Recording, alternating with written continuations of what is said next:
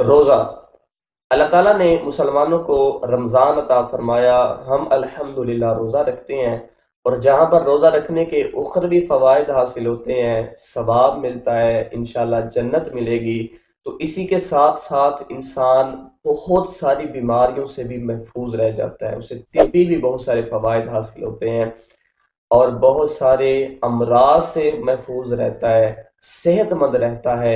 اور کیوں نہ صحت مند رہے، میرے آقا علیہ الصلوۃ والسلام نے ارشاد فرمایا صوموا تصحوا، یعنی روزہ رکھو اور صحت مند ہو جاؤ۔ کون سی بیماریوں سے محفوظ رہتا ہے؟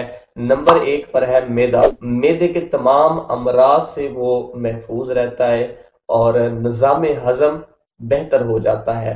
نمبر 2 پر ہے شوگر اور بلڈ پریشر، روزہ شوگر اور بلڈ پریشر کو کنٹرول میں رکھتا ہے، اعتدال میں رکھتا ہے۔ نمبر 3 پر ہے دل کو آرام محسوس ہوتا ہے، قلبی سکون حاصل ہوتا ہے۔ نمبر 4 پر ہے ذہنی دباؤ، ڈپریشن اور جو ذہنی مرض میں مبتلا ہیں انہیں بھی سکون حاصل ہوتا ہے۔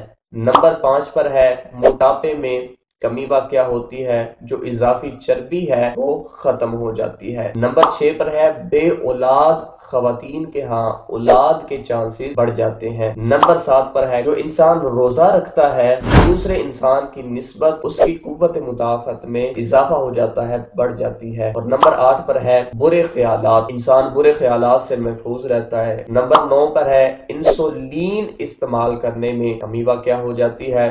نمبر 10 پر ہے سکن اور چھاتی کے کینسر سے بچا رہتا ہے، اس کے چانسز کم ہو جاتے ہیں۔ نمبر 11 پر ہے جو جگر کے ارد گرد چربی جمع ہو جاتی ہے وہ بھی ختم ہونا شروع ہو جاتی ہے۔ نمبر 12 پر ہے جو معدے میں جلن پیدا کرنے والے مرکبات ہیں وہ بھی ختم ہو جاتے ہیں۔ دیکھا آپ نے کہ کتنے سارے انسان کو فوائد حاصل ہوتے ہیں صرف ایک روزہ رکھنے میں۔ اللہ تعالیٰ نے ہمیں رمضان عطا فرمایا، اللہ کا کروڑ شکر ہے۔